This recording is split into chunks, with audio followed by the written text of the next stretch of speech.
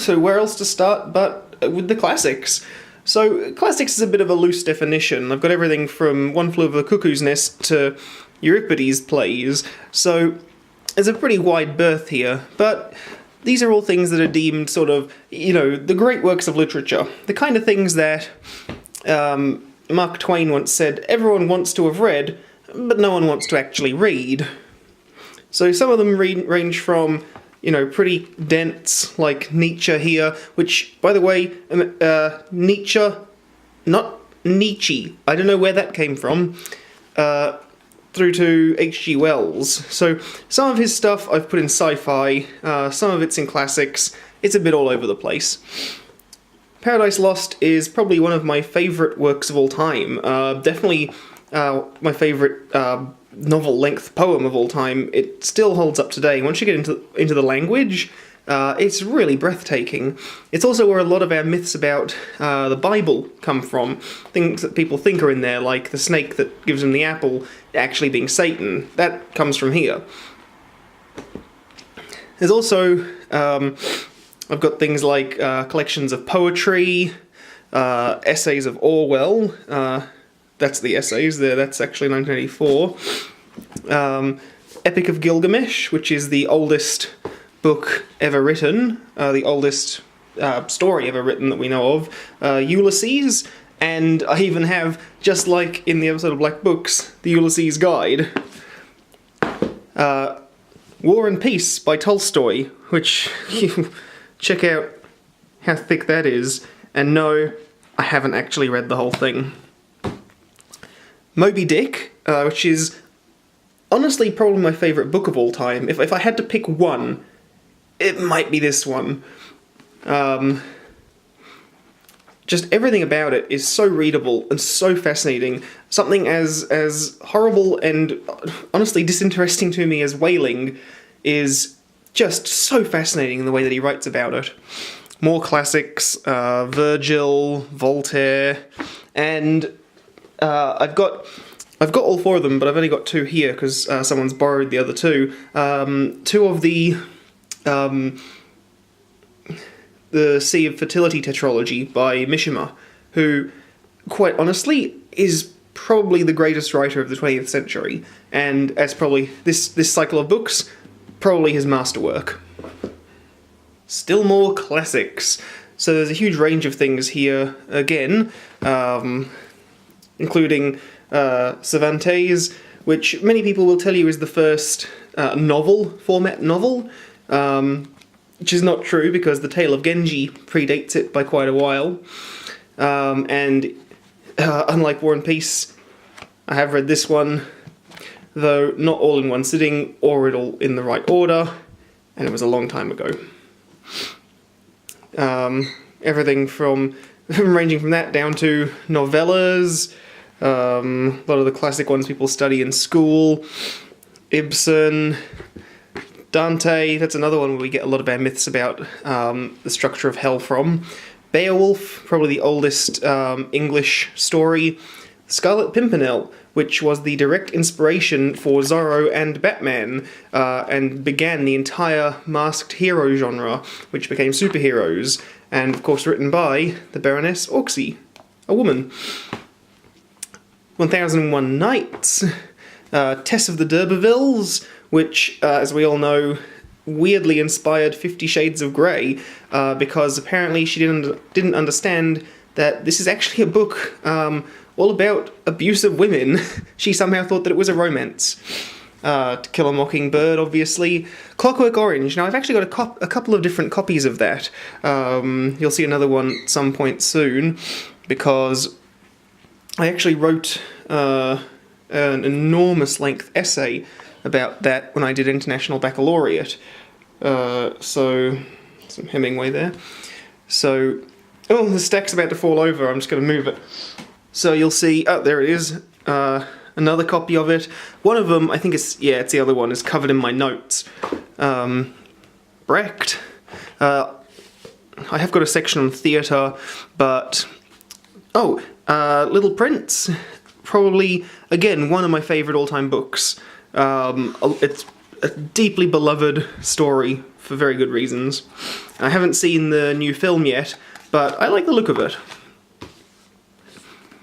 Some actual classics here in the literal sense, but they're very old books. And some more poetry, some more misunderstood books that people think are about romance but aren't. Books that are about romance. Some more plays, and some more poetry collections. This particularly large and beautiful book is the complete works of E. Cummings, who you can see that I've bookmarked quite a number of poems throughout this book, with his really idiosyncratic, really weird and distinctive writing style of poetry. I think he's, without a doubt, my favourite poet of all time. And I highly recommend. He wrote a lot of compilations of his poetry. This just collects all of them together, and so pretty much any of them that you can get your hands on I recommend. But even if you just want to look up one poem to get a feel for his work, look up Feeling is First, or Since Feeling is First, which it's an oldie but a goodie. It's read at many weddings, and I can see why.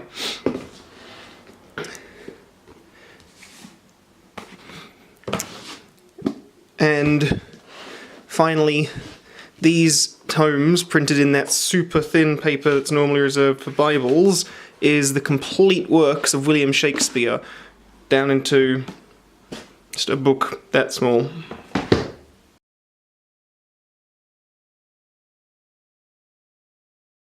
Here we go with books about movies, TV, pop culture, and writing. So, complete scripts to Fawlty Towers, which even, 40 years at least after it was first made, is still just as funny. Hero with a Thousand Faces by Joseph Campbell. Now, if you haven't heard of this book, or don't have a copy of this book, but you are in any way interested in writing or storytelling, be it movies, video games, anything, then get this book. If you only ever read one book about writing or story structure, make it Hero with a Thousand Faces. It's what George Lucas used as the blueprint for Star Wars.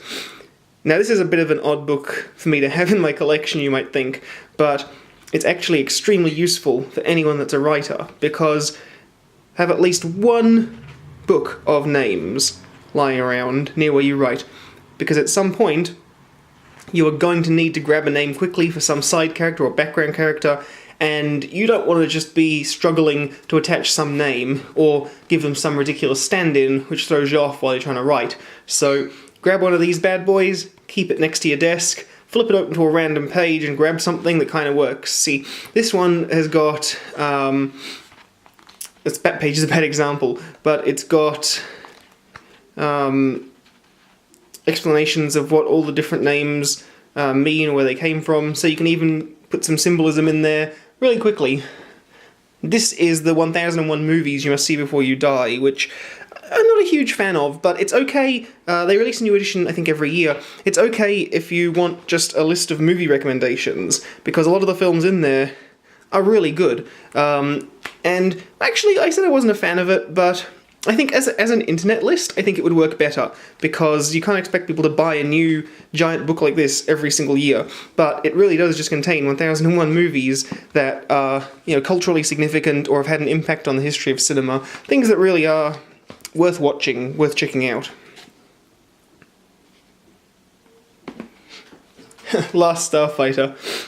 That film terrified me when I was a kid, when I saw it with the weird replicant effect thing.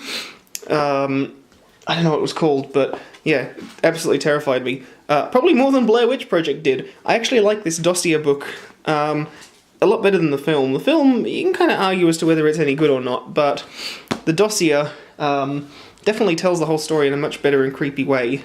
And I just got this visual guide from the earlier days of Halo that has just lots of cool art of the vehicles and things in it. And the last thing in my pop culture books is Lego books. Now, these aren't really books so much as they are building kits. So you get all the brick pieces you need to build all the vehicles and things that come in this comic. So you can see there's comic pages, and then there's instructions. Comes with a bunch of bricks and a couple exclusive minifigs that go along with it. Now, they're for kids, but if you can get them cheap, then it's a good amount of Lego, exclusive minifigs, and it's fun. But my big problem with them is look how thick this book is.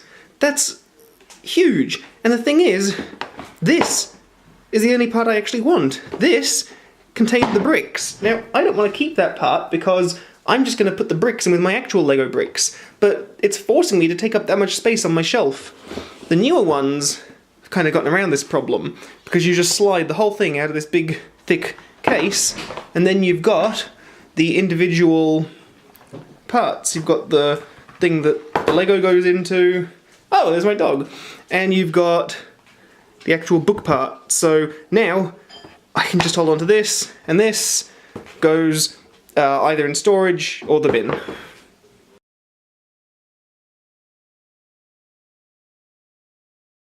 Now, Robert's really the history guy out of the two of us, but I still really like history books, and on certain topics I'll just devour them. So I'm kind of including autobiographies and biographies here in with history stuff, but there's a lot of other things like my other esoteric interests. I'm really interested in serial killers, but specifically the Zodiac Killer. Now, this is the Robert Graysmith book detailing it, and while, you know, he does go a lot into conjecture at the end, he does do things like he includes reprints of all the letters, some of them for the first time ever when these books were put into print, and a lot of maps and the police sketches. So if you have any interest in the Zodiac Killer, this book's a really good starting place.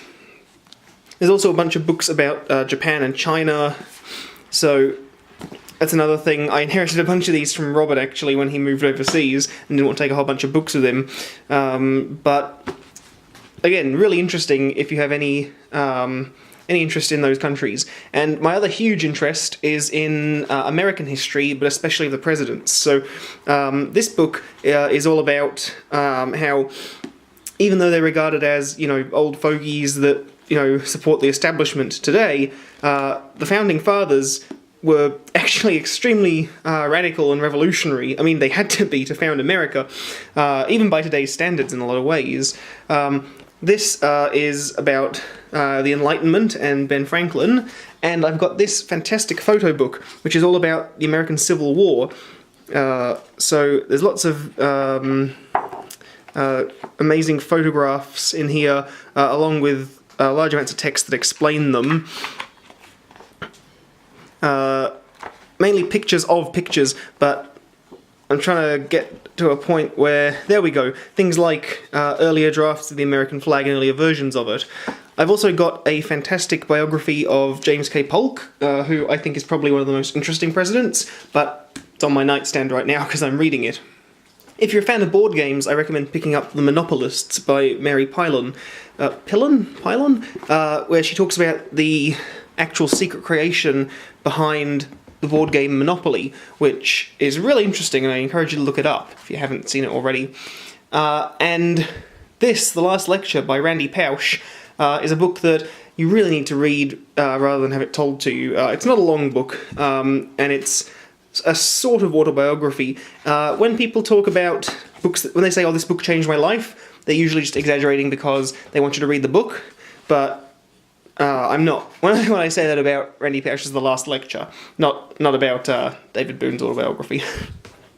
Of course, no library's complete without a giant stack of Bill Bryson books, which you can pretty much get from any op shop, because everyone seems to read them and then give them away.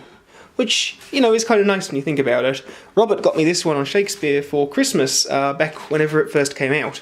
I also have a copy, of course, of mine and everyone else's favourite, A Walk in the Woods, but someone's borrowed it from me. You may have noticed David Boone's autobiography back there. So the last thing is sports books, and yes, I include chess under that category. So other than that, they're all golf, because even though I'm pretty terrible at the game, it's a sport that I really enjoy. I've got two versions, actually, of this World Atlas of Golf. They're different editions, so even though they cover the same courses, their content is just slightly different. So if you have interest in golf, especially the design of courses, it's another one that I recommend you check out.